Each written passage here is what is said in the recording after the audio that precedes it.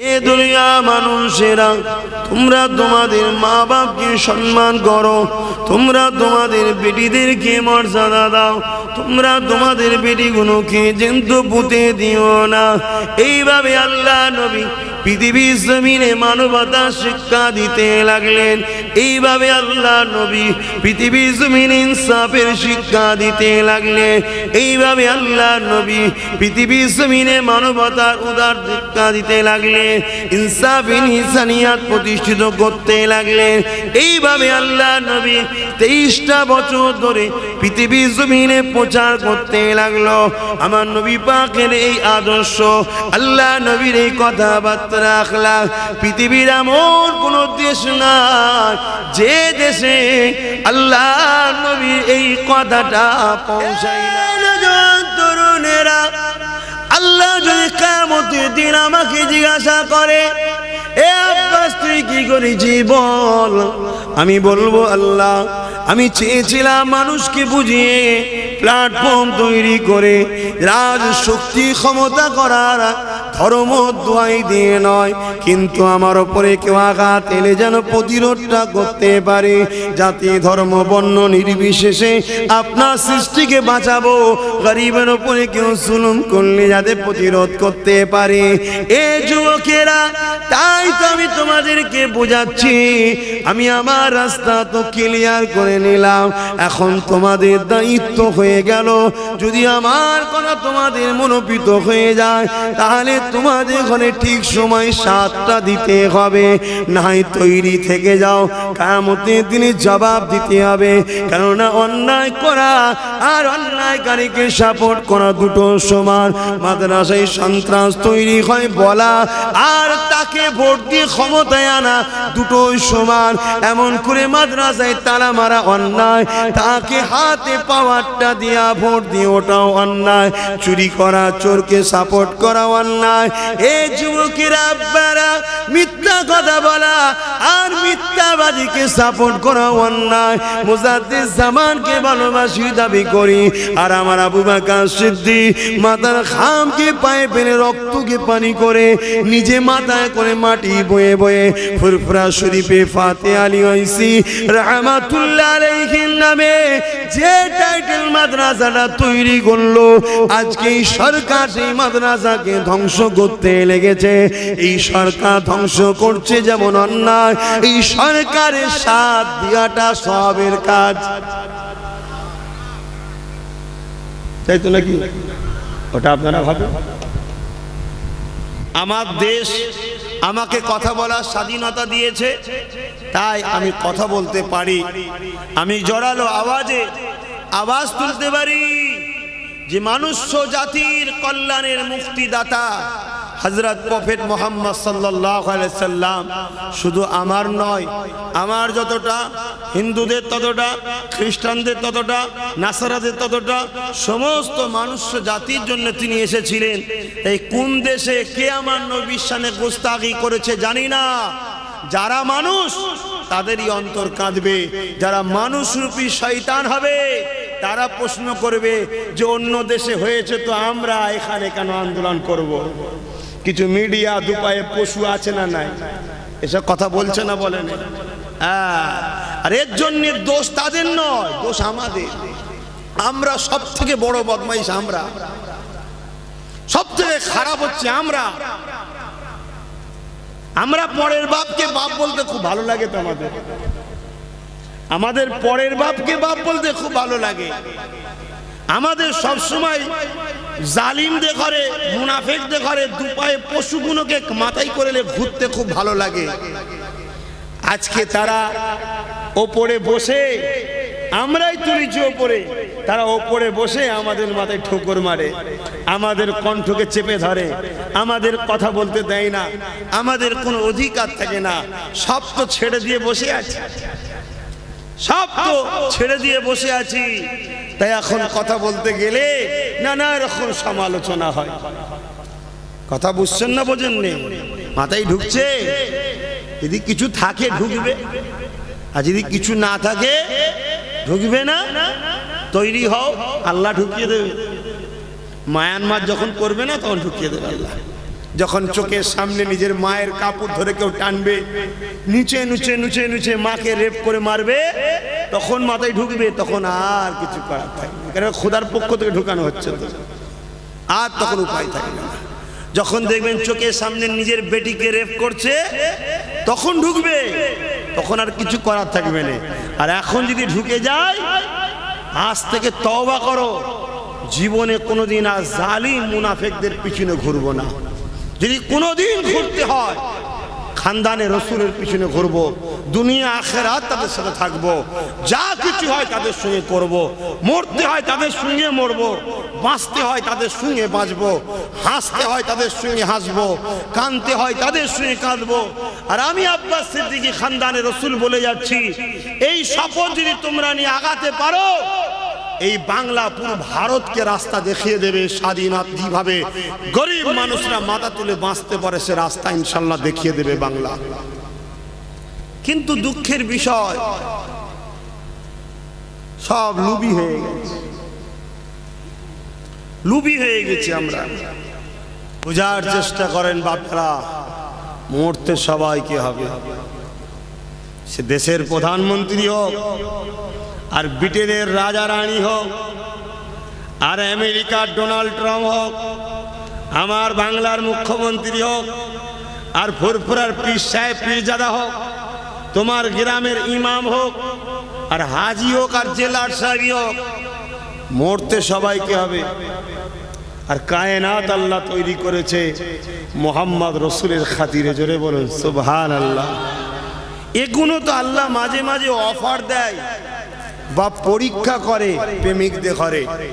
আমরা যে বলি রসুলকে ভালোবাসি, এ ভালোবাসা কতটা আল্লাহ মাঝে মাঝে মাঝে মাঝে এই সকল অবৈধ সন্তানদের দ্বারা একটু পরীক্ষা করে। কি আছে, আমার রাসূলুল্লাহর কার্টুন করেছে, আমার রাসূলুল্লাহর নামে বইয়ে ছবি বার করেছে, হাকিকাতে কি ওটা আমার রাসূল? এই আমার নবীকে কোনো ছবি ক্যামেরা দেখেছে? কেমন দেখেছে? ওটা তো আমার রাসূল নয়, এতে আমার কোনো যায় আসে না। কিন্তু তারা যখন উদ্দেশ্যটা মোহাম্মদ রসুলকে ছোট করা, তাই মানবতা প্রেমিকরা দুপায়ে পশুদের বিরুদ্ধে লড়াই করা, বলা, প্রতিবাদ করা বা ঘৃণা করা, এটা আমাদের ইমানি দায়িত্ব, এটা আমাদের ইনসানিয়াত, এটাই তো মানবতা। যে আমরা কে কোন ধর্মের দেখি না, আমরা সত্য দেখি, সত্য দেখি। সত্য যখনই সত্যের উপরে কেউ আঘাত দেয়, তখনই আমরা সত্যবাদীদের অন্তর জেগে ওঠে। আল্লাহ এগুলো তো অফার দেয়, বান্দা জীবনে তো অনেক গুনাহ করেছিস, অনেক অন্যায় করেছিস। আবু জেহেলের মতো একটা লোক, উদ্বার মতো লোক, এই যুগে যুগে যুগে যুগে ফেরাউন শয়তানের মতো লোক আল্লাহ পাঠায়, পাঠিয়ে আমাদের পরীক্ষা করে। বান্দা তোরাই যদি এদের বিরুদ্ধে লড়তে পারিস, প্রতিবাদের কণ্ঠ তুলতে পারিস, তোদের যদি দিল কাঁদে আমার হাবিবের ভালোবাসায়, এদের বিরুদ্ধে ঘৃণা প্রদর্শন করিস, তাহলে এর বিনিময়ে আমি আল্লাহ তোদের ছোট ছোট গুনাহগুলোকে মাফ করে দেবো। জোরে বলুন সুবহানাল্লাহ। এ তো নিয়ম। আরে মুসলমান, আরে ছেলেমেয়েরা, তরুণেরা, এই মাসে 12 তারিখে আল্লাহ নবী দুনিয়া জমিনে এসেছিলেন।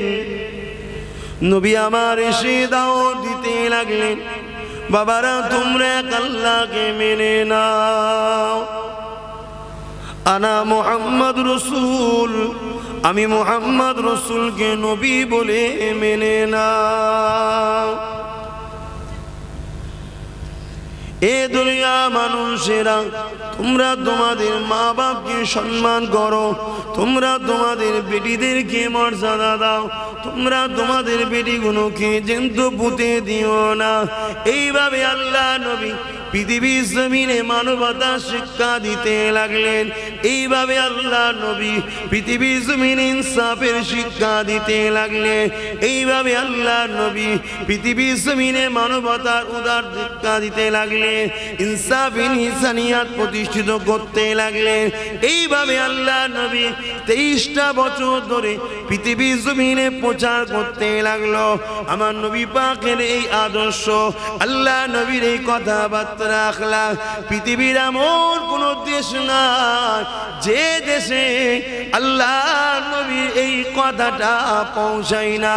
অর্থাৎ আমার নবী পাকের 23টা বছর বয়সে থেকে রোমের মতো সাম্রাজ্য, যেখানে গরিবদের ঘরে এমন করে বাঘের সঙ্গে কুস্তি করাতো আর গরিবদের জানটা চলে যেত, তারা বসে বসে আনন্দ ফুর্তি করত। আমার নবী পাকের 23টা বছরের জীবনেতে এই রোমের বুকে তো শান্তি আমান প্রতিষ্ঠিত হয়েছিল।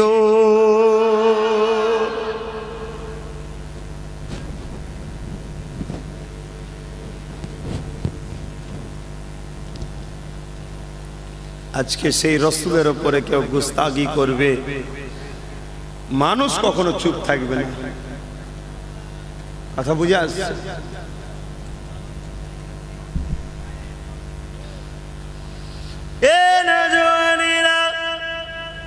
মৃত্যু একদিন না একদিন তোমার আমার হবে। মৃত্যুকে কখনো ভয় করো না, কেননা মৃত্যু থেকে পালিয়ে কখনো বাঁচা যাবে না। চেষ্টা করো বাঁচার জন্যে নয়, চেষ্টা করো রাসূলের প্রেমিক হওয়ার জন্যে, কেননা আমার নবীর প্রতিটা প্রেমিকই জান্নাতে যাবে।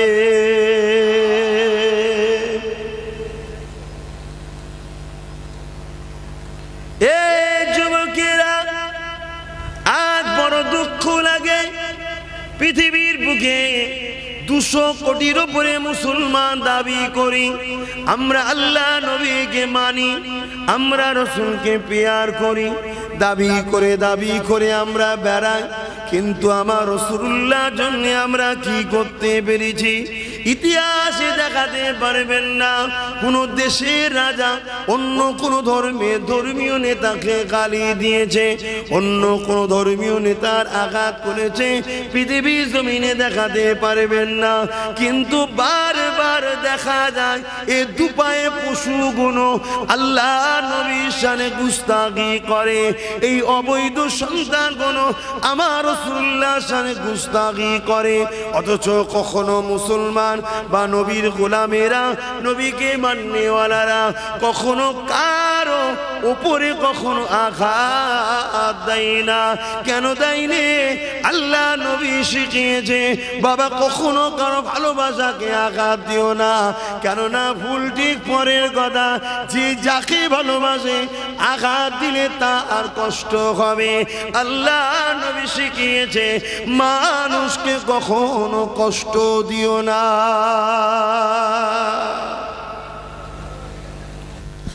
দরুদ শরীফ আল্লাহুম্মা সাল্লি আলা মাওলানা মুহাম্মদ ওয়া আলি।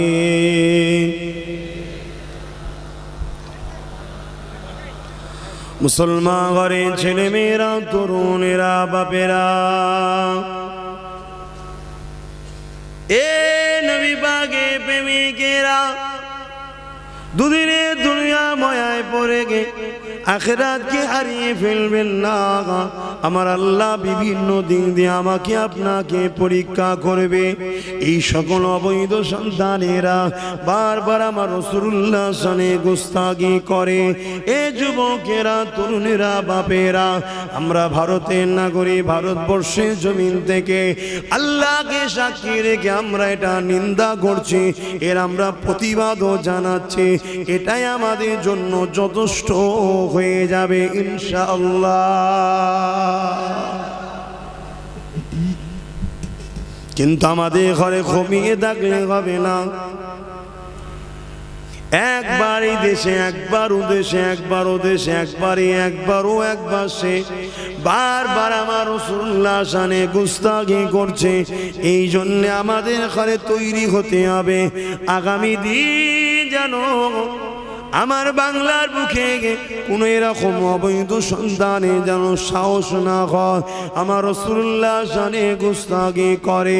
এর জন্য আমাদের তৈরি হতে হবে। যুবকেরা, তরুণেরা, এ নবী পাকের প্রেমিকেরা, কিয়ামতের দিনে কি মুখে নাই বলবে গে, ইয়া রাসূলুল্লাহ হাবিবাল্লাহ হুজুর আপনি আজকে আমার জন্য সুপারিশটা করে।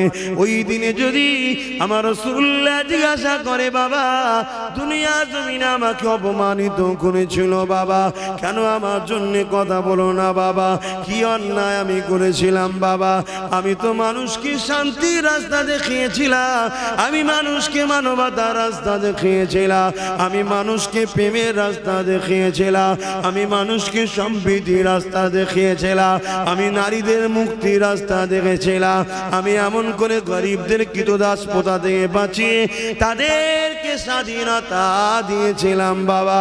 তাহলে আমার সমালোচনা করেছিল শয়তানেরা, কেন তোমরা প্রতিবাদ করলে না? তখন জবাবটা কি দেবে? এর জন্য আমাদেরকে ঐক্যবদ্ধ হয়ে তৈরি হতে হবে আমার রাসূলুল্লাহ গুস্তাখদের উপযুক্ত ভাবে জবাবটা দিবার জন্য। ঠিক না বেঠি?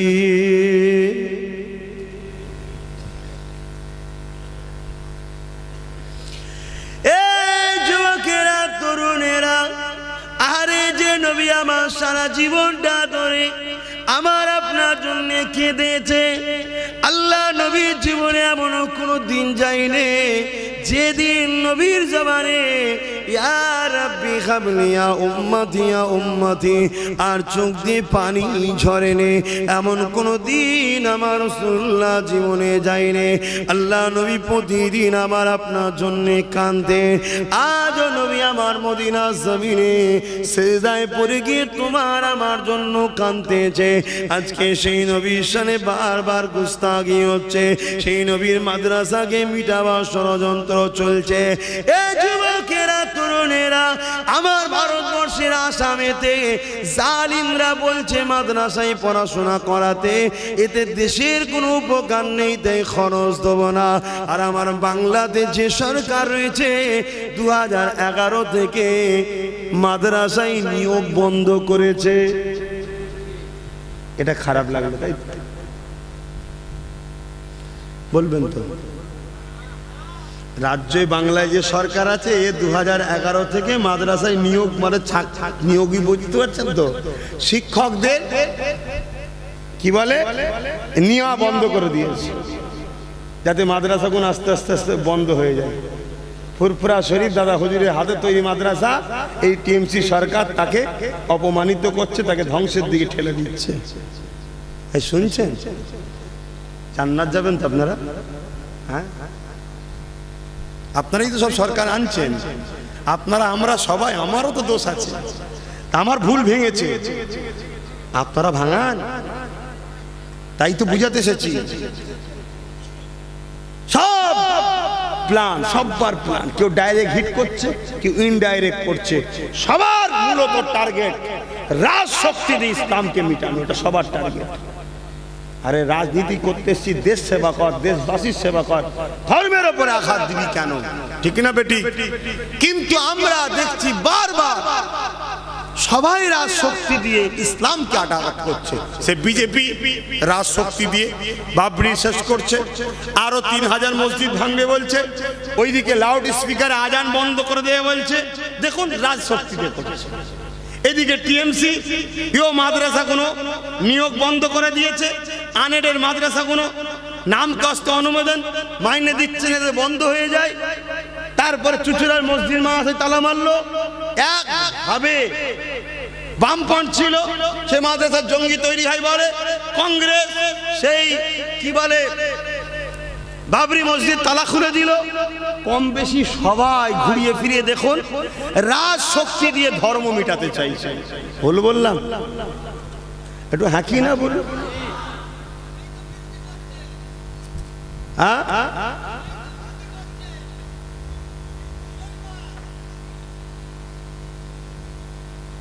কথা ঠিকই তো, যেই মুসলমানই তো আমরা শেষ করছি, তাহলে আমাদের উপরে যদি খোদার লানত আছে আমার করার কি আছে? তবে মুসলমানের মধ্যে দুটো কোয়ালিটি আছে, মোমেন আর মুনাফিক। আমরা সর্বসময় মোমেনরা মুনাফিকদের ঘরে সামনে ঠেলে দিয়েছি। যা ভুল হয়েছে হয়েছে, তওবা করে নেন, পরিবর্তন হয়ে যান। এ যুবকেরা, তরুণেরা, বাপেরা, নওজোয়ানেরা, আল্লাহর আযাবে গজব দুনিয়াতে পেয়ে যাবেন, আখিরাতেও ধরা পড়ে যাবে। এ নওজোয়ান তরুণেরা, আল্লাহ যদি কিয়ামতের দিন আমাকে জিজ্ঞাসা করে, এ আব্বাস তুই কি করেছি বল, আমি বলবো আল্লাহ আমি চেয়েছিলাম মানুষকে বুঝিয়ে প্ল্যাটফর্ম তৈরি করে রাজ শক্তি ক্ষমতা করার, ধর্ম দোয়াই দিয়ে নয়, কিন্তু আমার ওপরে কেউ আঘাত এলে যেন প্রতিরোধটা করতে পারে। জাতি ধর্ম বর্ণ নির্বিশেষে আপনার সৃষ্টিকে বাঁচাবো, গরিবের ওপরে কেউ জুলুম করলে যাতে প্রতিরোধ করতে পারে। এ যুবকেরা, তাই তো আমি তোমাদেরকে বোঝাচ্ছি, আমি আমার রাস্তা তো ক্লিয়ার করে নিলাম, এখন তোমাদের দায়িত্ব হয়ে গেল, যদি আমার কথা তোমাদের মনোপিত হয়ে যায় তাহলে তোমাদের ঘরে ঠিক সময় সাতটা দিতে হবে, নাই তৈরি থেকে যাও, কিয়ামতের দিনে জবাব দিতে হবে। কেননা অন্যায় করা আর অন্যায়কারীকে সাপোর্ট করা দুটো সমান। মাদ্রাসায় সন্ত্রাস তৈরি হয় বলা আর তাকে ভোট দিয়ে ক্ষমতায় আনা দুটোই সমান। এমন করে মাদ্রাসায় তালা মারা অন্যায়, তাকে হাতে পাওয়ারটা দিয়া ভোট দিয়ে ওটাও অন্যায়, চুরি করা, চোরকে সাপোর্ট করা অন্যায়। এই যুবকেরা, আব্বারা, মিথ্যা কথা বলা আর মিথ্যাবাদীকে সাপোর্ট করা অন্যায়। মুজাদ্দিদ জামানকে ভালোবাসি দাবি করি আর আমার আবু বকর সিদ্দিক মাথার খামকে পায়ে ফেলে রক্তকে পানি করে নিজে মাথায় করে মাটি বয়ে বয়ে ফুরফুরা শরীফে ফাতে আলী ওয়াইসি রাহমাতুল্লাহ আলাইহির নামে যে টাইটেল মাদ্রাসাটা তৈরি করলো, আজকে এই সরকার সেই মাদ্রাসাকে ধ্বংস করতে লেগেছে। এই সরকার ধ্বংস করছে যেমন অন্যায়, এই সরকারের সাথ দিয়াটা সবের কাজ, তাই তো নাকি? ওটা আপনারা ভাবেন কি আমি বললে অসুবিধা আছে? কি না বলি আল্লাহ আমায় ধরে নেবে। আমি তোমায় খুশি করব না, আল্লাহকে খুশি করব বলো, এই সত্যটা বলে যাচ্ছে যে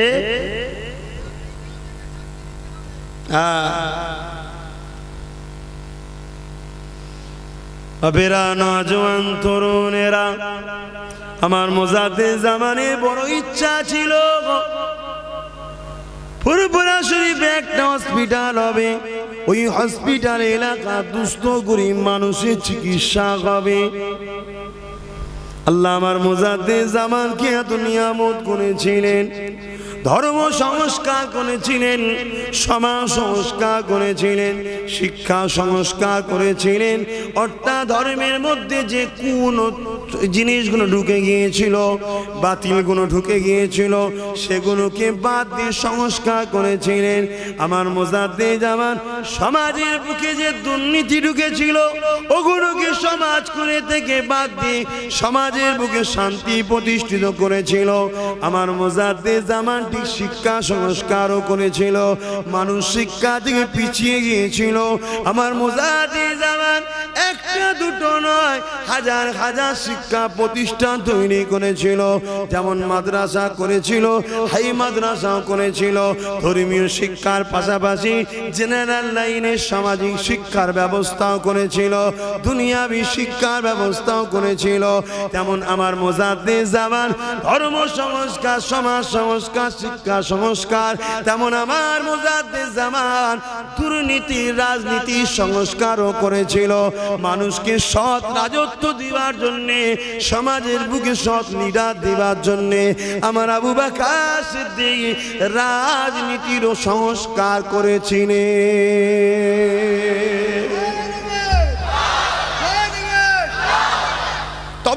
মুজাদ্দেদ। মুজাদ্দেদ মানে কি বলুন? যুগ সংস্কারক, অর্থাৎ যুগের মধ্যে যত বুড়াই খারাপ আছে সবটাকে মিটিয়ে দিয়ে সত্য ন্যায়টাকে প্রতিষ্ঠিত করবে, এটা হলো মুজাদ্দেদের কাজ। কেউ যদি বলে মুজাদ্দেদ জামান শুধু ধর্ম নিয়ে ছিল, তাহলে আমার আবু বকর সিদ্দিককে মুজাদ্দেদ থেকে সে ছোট করছে। মানা না মানা সবটা আপনাদের ব্যাপার ভাই, গণতান্ত্রিক দেশ বলে যাচ্ছে, জবাব সব আল্লাহর কাছে গিয়ে দেবেন।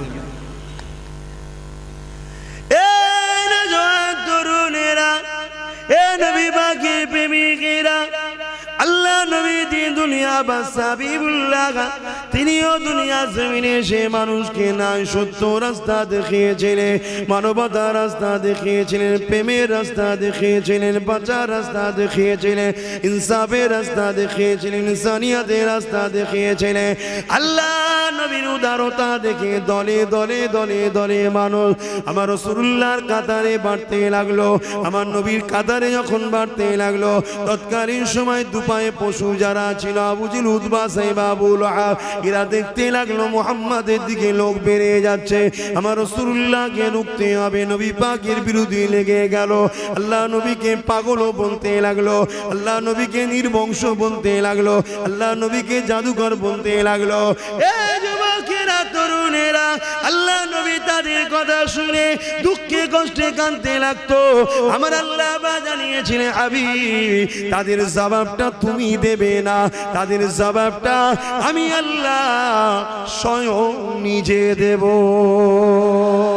আজকে দুনিয়া জমিনে যারা দেখছে মুহাম্মাদের দিকে আজ আমেরিকাতে লোক বাড়ছে, মুহাম্মাদের দিকে ফ্রান্সে লোক বাড়ছে, মুহাম্মাদের দিকে ব্রিটেনে লোক বাড়তে লেগেছে, মুহাম্মাদের দিকে রাশিয়ায় লোক বাড়তে লেগেছে, আমার রাসূলুল্লাহ দিয়ে ভারতে লোক বাড়তে লেগেছে। তামাম বিশ্বের জমিনে আজও দলে দলে দলে দলে শিক্ষিত সমাজের ছেলে মেয়েরা, স্টুডেন্ট লাইফের ছেলে মেয়েরা, তারা কম্পিউটারে রিসার্চ করছে, তারা নেটেতে দেখছে, সোশ্যাল মিডিয়াতে খাটছে, আমার নবীর জীবনী পড়তে লেগেছে, আমার নবীর আখলাক দেখতে লেগেছে, আমার নবীর আদর্শ দেখতে লেগেছে। আজও পৃথিবীর জমিনে দলে দলে দলে দলে এমন করে স্রোতের না যুবক যুবতীরা আমার মুহাম্মাদের প্রেমিক হয়ে যাচ্ছে, মুহাম্মাদের দিকে ঢুকতে লাগছে।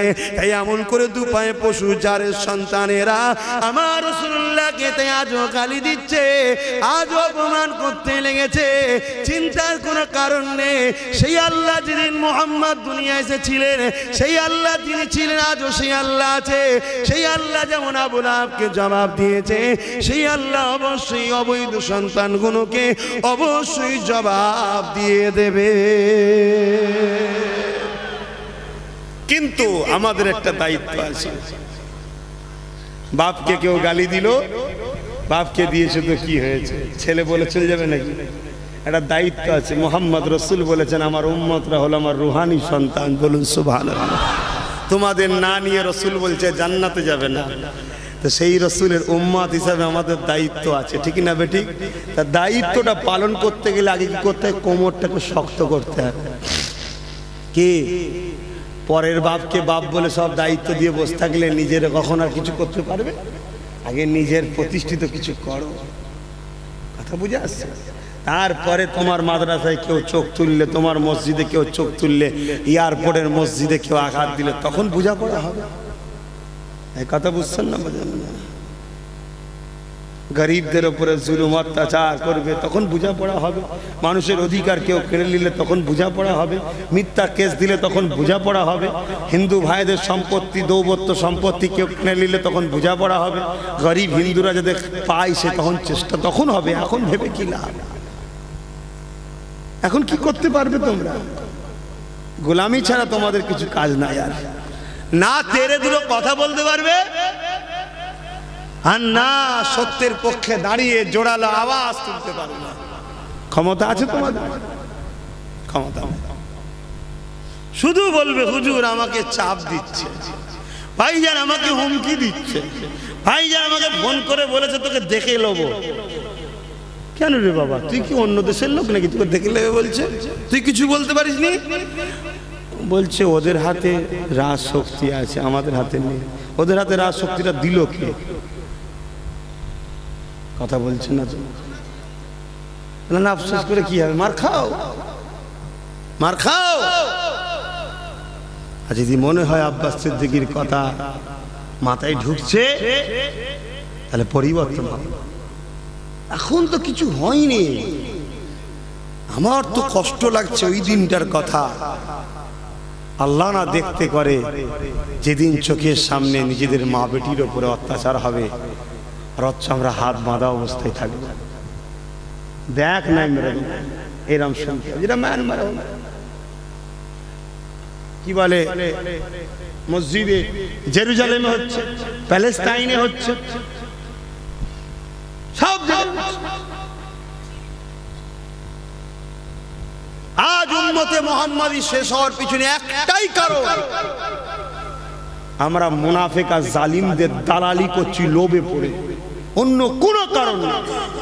নামাজের অভাব নেই, মসজিদের অভাব নেই, টুপির অভাব নেই, দাড়ির অভাব নেই, হাফেজের অভাব নেই, আলেমের অভাব নেই, পীরের অভাব নেই। ওরে বাপরে বাপ, পীর তো এত পীর দুদিন পরে লড়ি করে বিক্রি হবে দেখবেন। পীর সাহেব আপনাদের এলাকায় বড় বাজার আছে মধ্যম গ্রামে, দেখবেন ফুল পাঞ্জাব লড়ি দাঁড়িয়েছে, সব হাত পা দড়ি বাঁধা, পীর সাহেব ফেলা হচ্ছে, চারানা আটানা করে 1 টাকা করে কিলো পীর সাহেব কিনবেন। এত পীর বেরিয়ে পড়ছে, যে যেখানে পাচ্ছে এটা পীর গজিয়ে যাচ্ছে। কি গো, কত খারাপ লাগছে নাকি? গ্রামে গ্রামে গ্রামে গ্রামে দুদিন পর দেখবেন পীর ঘুরছে, বাড়ি বাড়ি বাড়ি বাড়ি বাড়ি বাড়ি যাচ্ছে, ঘুরছে। দুদিন পরে দেখবেন, আমার কথা মিলিয়ে নেবেন, শুধু একটা কারণে এসেছে। কি কারণ? আব্বাস সিদ্দিকীকে ডাউন করতে হবে। আমার কথা মিলিয়ে নেবেন, বাড়ি বাড়ি বাড়ি বাড়ি ঘুরবে সব, ভাড়া দিয়ে পাঠানো হবে, ভাড়া দিয়ে।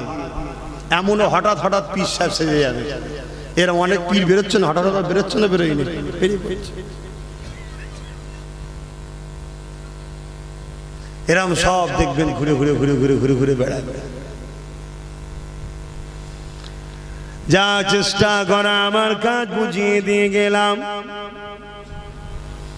এ যুবকেরা, তরুণেরা, আমার রাসূলুল্লাহর আদর্শ কেমন ছিল, আরে তিনি কেমন মানব প্রেমিক ছিলেন। আল্লাহ নবী একদিন মদিনার নববী শরীফে বসে আছে।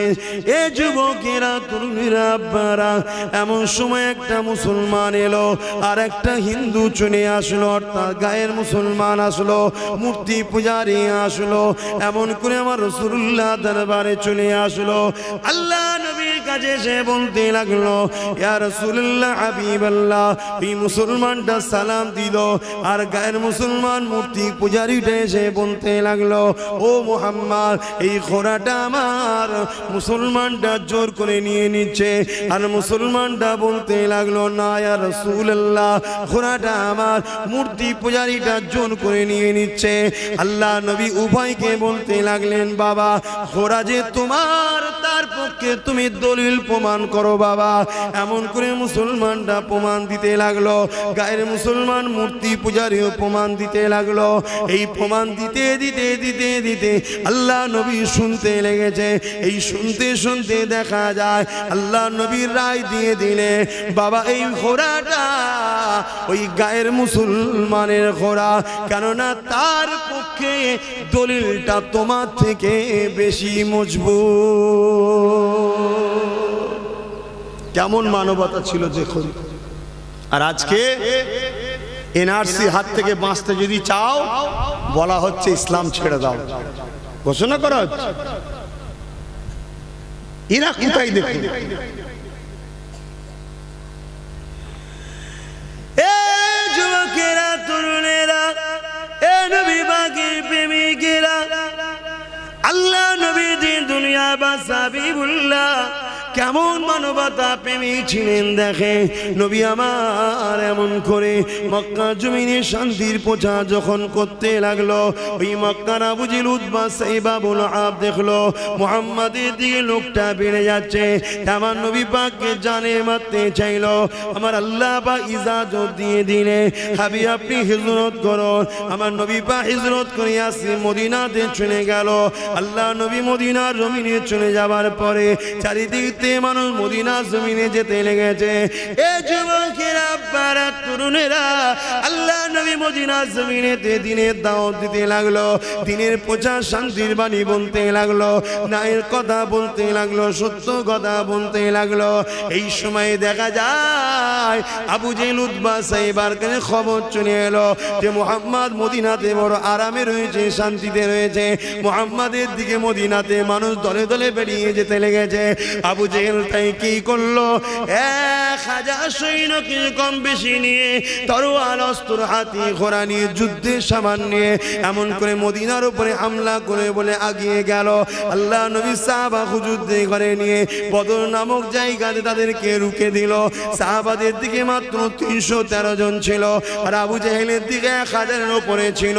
সাহাবারা খালি হাতে ছিল, আর আবু জেহেল সন্ত্রাসদের হাতে ছিল তীর, বল্লম, এমন করে লাঠি সোটা। এই যুবকেরা, বারা, তরুণেরা, এই 313 জনের কাছে 1000 সুসজ্জিত যোদ্ধারা পরাজিত হয়েছিল। কেন? সাহাবাদের পক্ষে আমার আল্লাহ ছিলেন। এই আল্লাহ ফেরেশতা পাঠিয়ে সাহাবাদেরকে জিতিয়েছিলেন। সেই সাহাবাদের গোলাম হিসাবে, সাহাবাদের সন্তান হিসাবে আমারও বিশ্বাস রয়েছে, আমার আল্লাহ যদি আমার পক্ষে থাকেন আর তিনি যদি চান আব্বাসকে জিতাবো, ফেরেশতা পাঠিয়ে আল্লাহ আমাকে জিতিয়ে দেবে।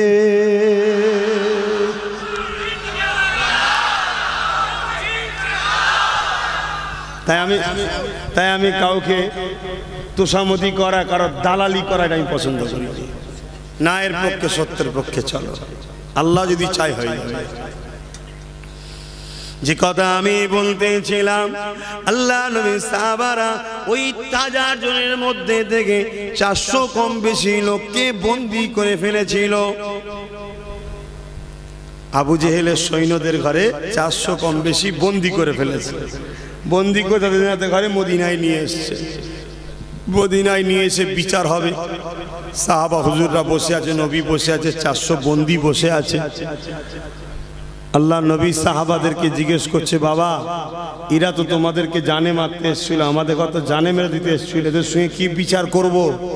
সাহাবা হুজুররা বলছেন, হুজুর, আমরা যখন অন্ধকারে ছিলাম তখন যদি এদেরকে পেতাম হত্যা করে দিতাম, কিন্তু আপনি তো প্রেমের কথা বলেন, মানবতার কথা বলেন, তাই আপনার কাছে ছেড়ে দিলাম, আপনি যেটা করবেন।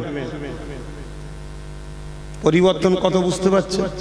ভুল হতে পারে তোমাদের, কিন্তু পরিবর্তন হতে হবে, সেটা আমাদের সঙ্গে মিশে হতে হবে। তাই প্রতিটা যুবক ভাইদেরকে বলি, আসো, তোমরা আমাদের ভাই হও।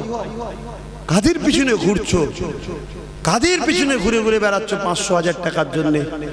আখেরাত নষ্ট হয়ে যাবে, দুনিয়াতেও বরবাদ হয়ে যাবে। আল্লাহ নবী তখন ওই 400 কম বেশি বন্দীকেই জিজ্ঞেস করছে, বলো, তোমরা তো আমাদেরকে মারতে এসেছিলে, তোমাদেরকে আমি বন্দী করেছি, তোমাদের সঙ্গে কি বিচার করব?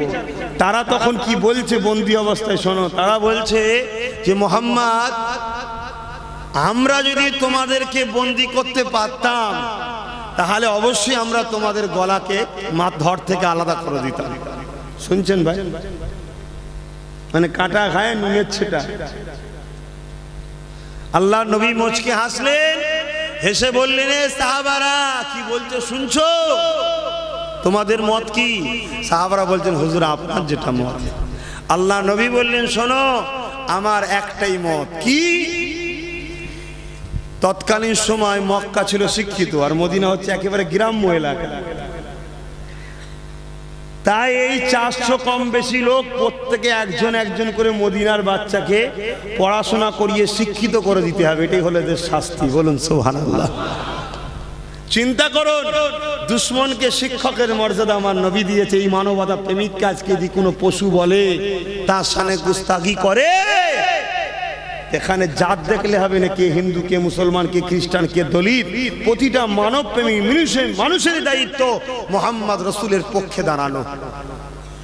ঠিক না বেটি? কই কোনদিন তো মুসলমানরা রামের বিষয়ে কোনো মন্দ করে না।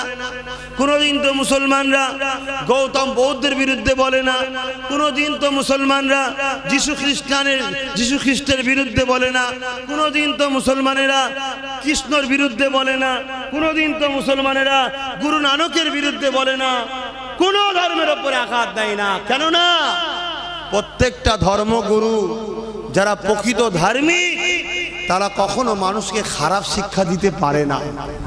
তাকে আমি মানি না, তাকে আমার ভালো লাগে না, ঠিক আছে, তার থেকে আমি দূরে থাকবো, কিন্তু তার বিষয়ে মন্তব্য খারাপ করা এটা মানুষত্বের কাজ নয়।